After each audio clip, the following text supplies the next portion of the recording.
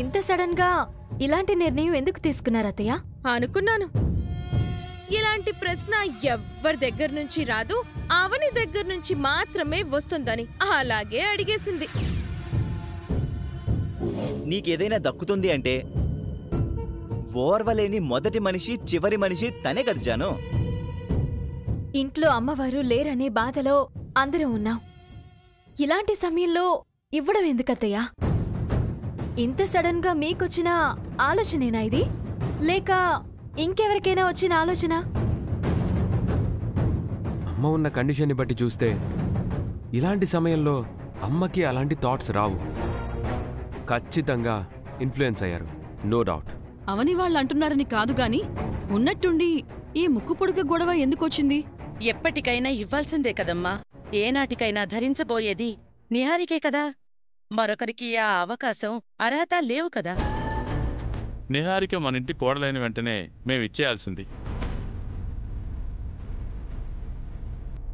అప్పుడంటే పూజ గదిలోకి వెళ్ళలేకపోయింది కాబట్టి కొన్ని రోజులు వాయిదా వేసుకున్నాం.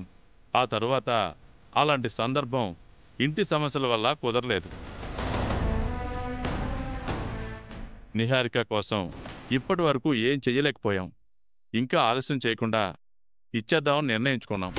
నిహారిక పూజ గదిలో అడుగు పెట్టింది అని మీరు సంబరపడిపోతున్నారు.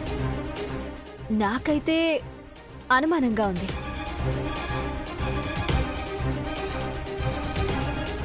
గదిలో ఒరిజినల్ విగ్రహం లేకపోవడం వల్లే తను అడుగుపెట్టి దీపం వెలిగించింది అని నా అనుమానం. ఖచ్చితంగా అదే జరిగింది. నాకేదైనా మంచి జరిగితే ఎందుకు మీ ఇద్దరు ఓర్చుకోలేకపోతున్నారు? ఎందుకు నా మీద బురద జల్లుతున్నారు? ముక్కు పొడక నిహారికకు ఇవ్వద్దులేమ్మా, అవనికే ఇచ్చేయి. జాతకం కుదిరిన కోడలు కదా తీసుకోవాలి. మరి అవనికి ఇచ్చారేంటని జనాలు అడిగినా పర్వాలేదు, ఇచ్చేయండి. అదెలా కుదురుతుంది? మరి తన లోపల ఉన్న కుళ్ళంతా బయటపడుతుంది కదా. ఎవరు ఏమనుకున్నా సరే అది నిహారికకు మాత్రమే చెందుతుంది. దీని గురించి వాదించుకోవడం కూడా అనవసరం. మీ అందరినీ పిలిచింది మా నిర్ణయం చెప్పడానికే గాని మీ అభిప్రాయాలు సేకరించడానికి కాదు. దయచేసి ఈ విషయం గురించి ఇంకెవరూ ఏం మాట్లాడద్దు. నేను బతుకుతానో చస్తానో నాకే తెలీదు. అందుకే ముందే ఇచ్చేస్తే నా బాధ్యత తీరిపోతుంది. అమ్మా లావణ్య, మీ ఆయన వచ్చాక ఈ విషయం గురించి చెప్పు.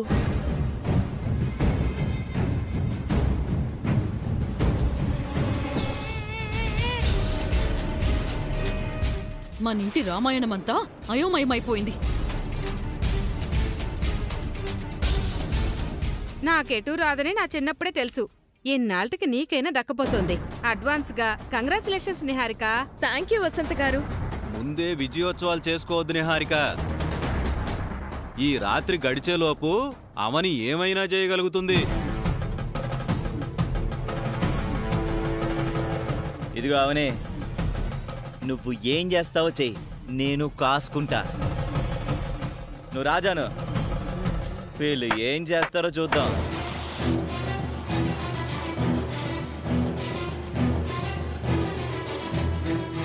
దొంగ జాతకంది ముక్కు పుడకను సాధించుకోబోతుంది బావా.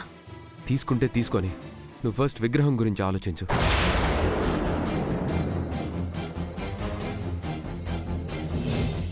ఇల్లు ఏమైపోయినా, ఇంట్లో వాళ్ళు ఏమైపోయినా పర్వాలేదు, దానికి మాత్రం ఏదో ఒక రకంగా పెత్తనం కావాలి. పవిత్రమైన ముక్కు పుడక నిహారికకు వరించకుండా ఏదో ఒక రకంగా అడ్డుకోవాలి.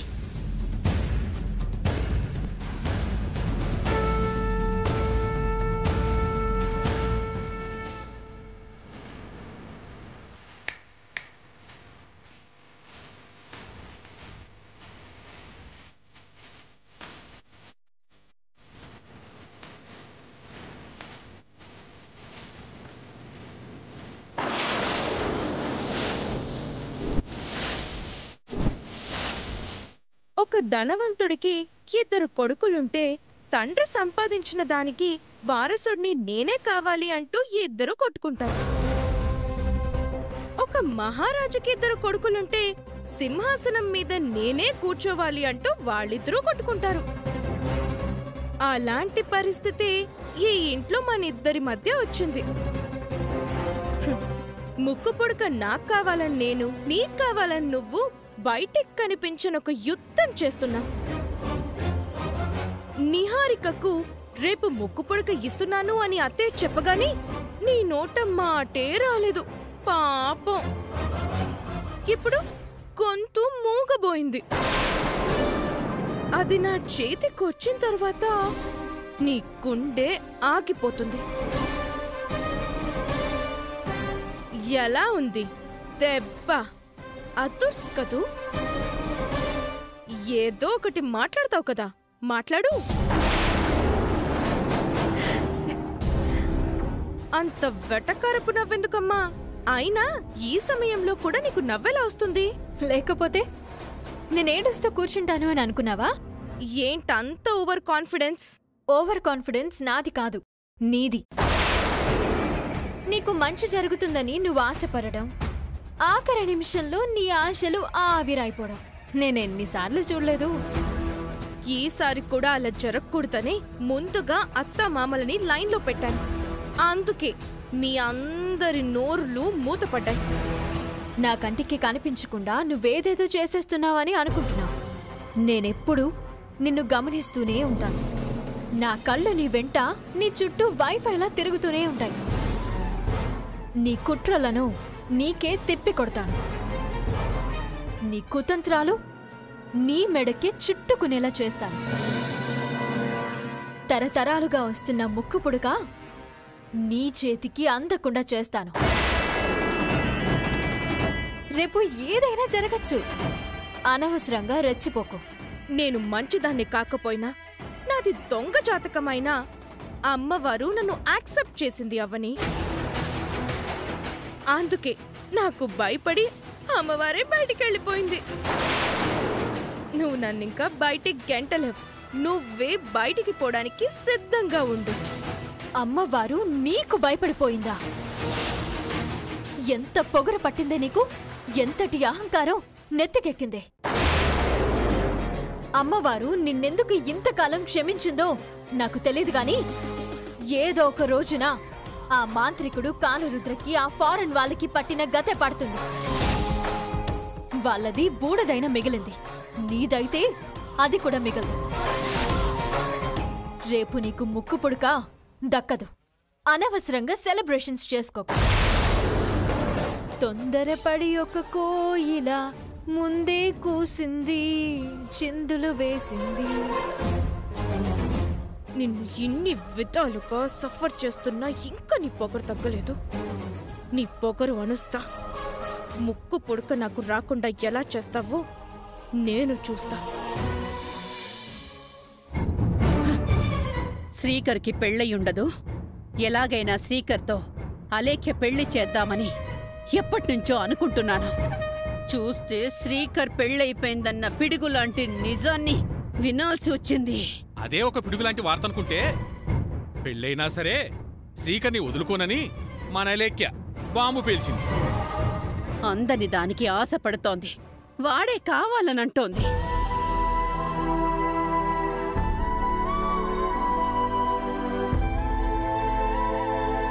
నీకు పెళ్ళయ్యిందంటే నేనింకా నమ్మలేకపోతున్నాను శ్రీకర్. నాకు అన్యాయం చేయాలని నీకెలా అనిపించింది శ్రీకర్?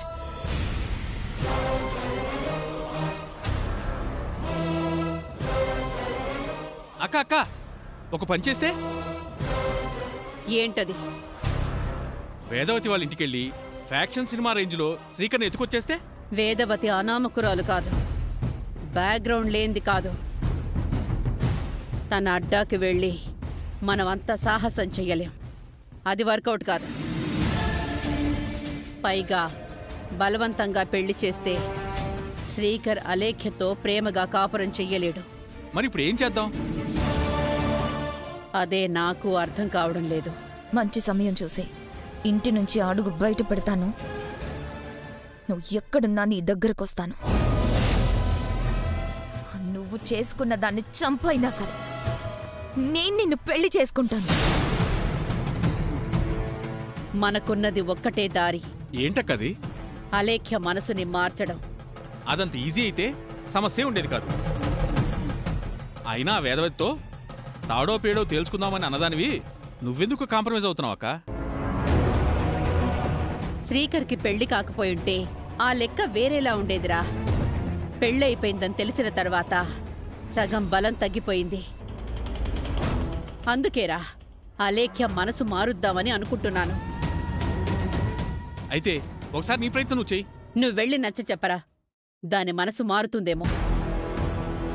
సరే అక్క, అయితే నువ్వు ఇంతలా అడుగుతున్నావు కాబట్టి నా ప్రయత్నం నేను చేస్తాను.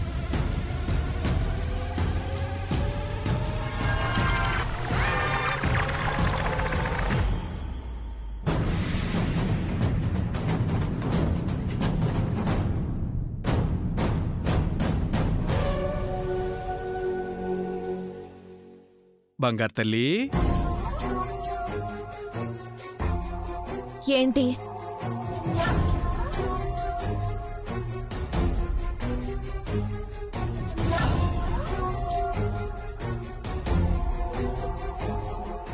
అలా శ్రీకర్ ఫోటో చూసి చూసి నీ కళ్ళు కాయలు కాసేలా ఉన్నాయి. వచ్చిన విషయం ఏంటో సూటిగా చెప్పు. ఇప్పుడు ఒక వరలో 2 కత్తులు ఇముడతాయా? ఇమడవు. ఒక చీరని 2 ఆడవాళ్ళు కట్టుకోగలుగుతారా? కట్టుకోలేరు. ఉన్నది ఒకటే పార్కింగ్ అయినప్పుడు 2 కార్లు పడతాయా? పట్టవు. ఆ అయినా ఈ విషయాలన్నీ నా దగ్గర ఎందుకు చెప్తున్నావు? శ్రీకర్ మనసులో ఒక అమ్మాయి ఉన్నప్పుడు, శ్రీకర్ జీవితంలోకి ఒక ఆడది వచ్చేసినప్పుడు ఆ మనసులోకి, ఆ జీవితంలోకి నువ్వు వెళ్ళగలుగుతావా?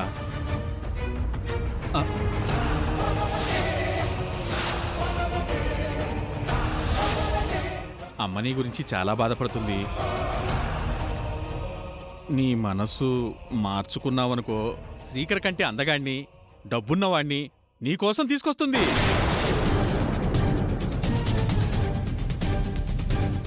ఏంటి ఎదుగుతున్నావు?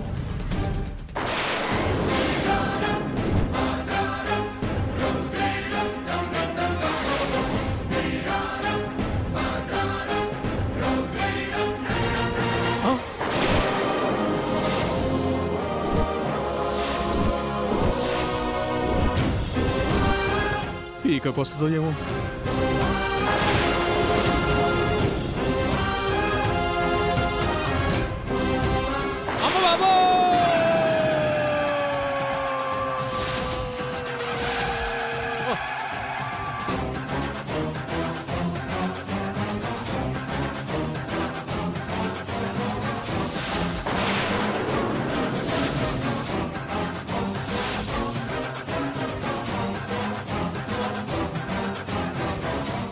ఇంకోసారి ఇలాంటి మాటలు చెప్పావంటే కత్తి పక్కనుండదు, పొట్టలా ఉంటుంది, పేగులు బయటికి వస్తాయి. వామ్మో, నేను చెంపు.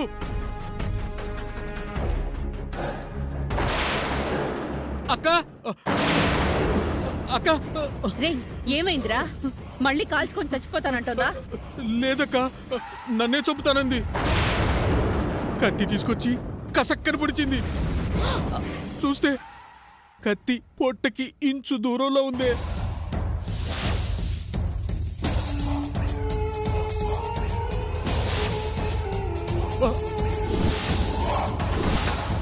అమ్మో, ఇది గంత కాల్చిందేమో.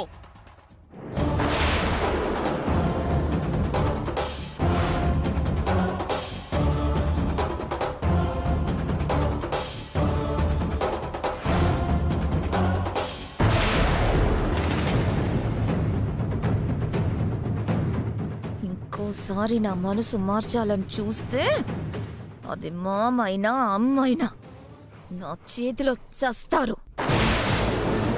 నేను మాత్రం చావను. నా శ్రీకర్ కోసం బ్రతుకుతాను.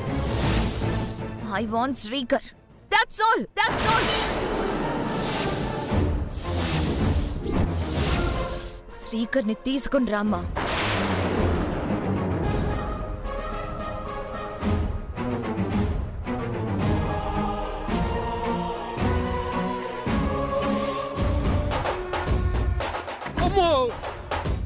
భలే కూతుర్ని కన్నావక్క. ఇలాంటి సమస్య ప్రపంచంలో ఏ ఇంట్లోనూ ఉండదు. దీనికి ముగింపేంటో ఆ అన్నపూర్ణదేవే దారి చూపించాలి.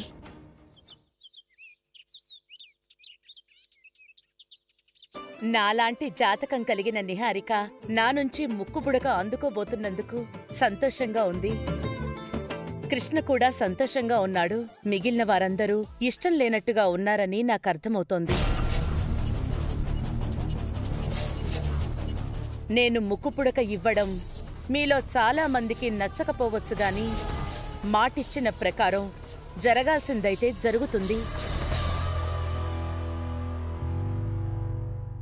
అమ్మా, ఇక్కడ ఈ అవని శ్రీకర్లకి తప్ప మిగిలిన అందరికీ ఇష్టమే అమ్మా. అందరికీ ఇష్టమేనని మీరు అనుకుంటున్నారు.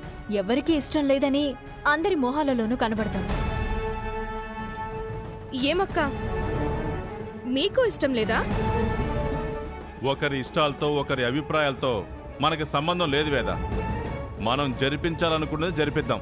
చూడండి, జరగరాందేదైనా జరిగి నేను చనిపోతే మన ఇల్లు ముక్కలైపోతుందని, మీ అందరూ చెల్లాచెదురైపోతారని నాకు తెలుసు.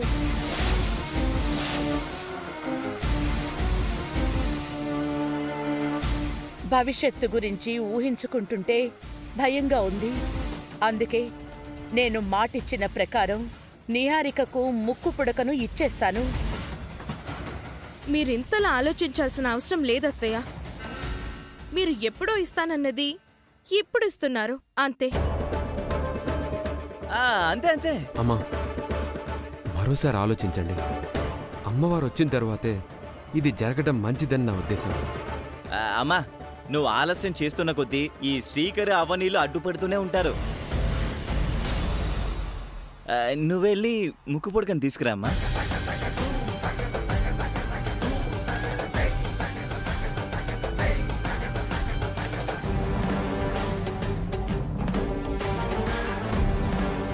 నిహారికకు ముక్కు పుడక చేరకుండా దొరికే ఏ అవకాశాన్ని వదులుకోకూడదు.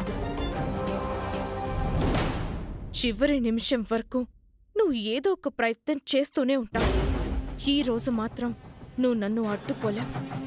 నేను నిన్ను ఓవర్టేక్ చేయబోతున్నాను.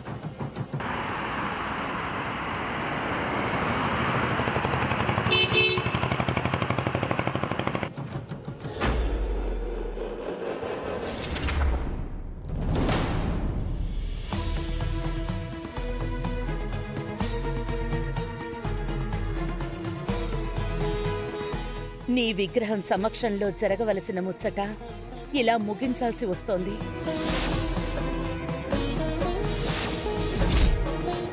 నీ మీదే భారం వేసి ముక్కు పుడకను నిహారికకు అందజేయబోతున్నాను. ఈ విధంగా చేయడం మంచిదైతే ఆశీర్వదించు, చెడైతే క్షమించు. ఎందుకంటే నా ప్రాణం గాలిలో దీపంలా ఉంది, ఎప్పుడు ఆరిపోతుందో తెలీదు. అందుకే నేనిలాంటి నిర్ణయం తీసుకోవాల్సొచ్చింది.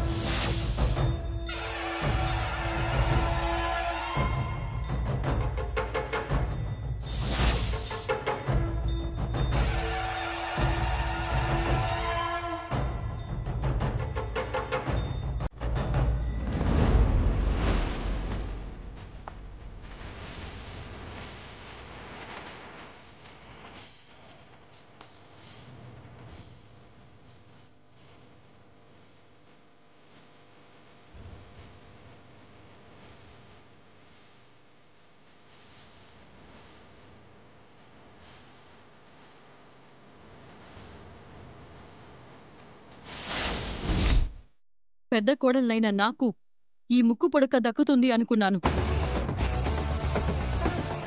నన్ను వరించకుండా నిన్ను వరిస్తుంది నిహారిక. నిజం చెప్పాలంటే నాకైతే జెలసీగా ఉంది. వేదాలాంటి జాతకం నీకుండుంటే నీకే దక్కుండేది కదమ్మా లావణ్య. జాతకం సంగతి సరే నాన్నా, ఏది ఏమైనా ముందు పుట్టిన వారికి, ముందు వచ్చిన వారికి ఆశ ఉంటుంది కదా. ఇంటి పెద్ద కూతుర్ని, నాకు దక్కుతుందని ఆశపడ్డాను. నా ఆశలన్నీ అడియాసలైపోయాయి.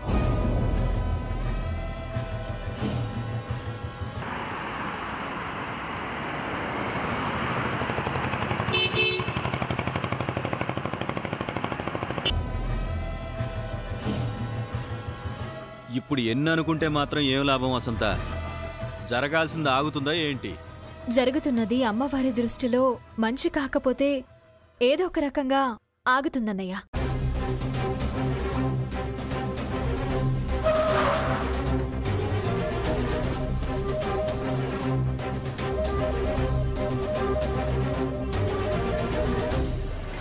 అందరూ నా మాటని గౌరవించి ఈ కార్యక్రమం జరిగే వరకు మౌనంగా ఉండండి.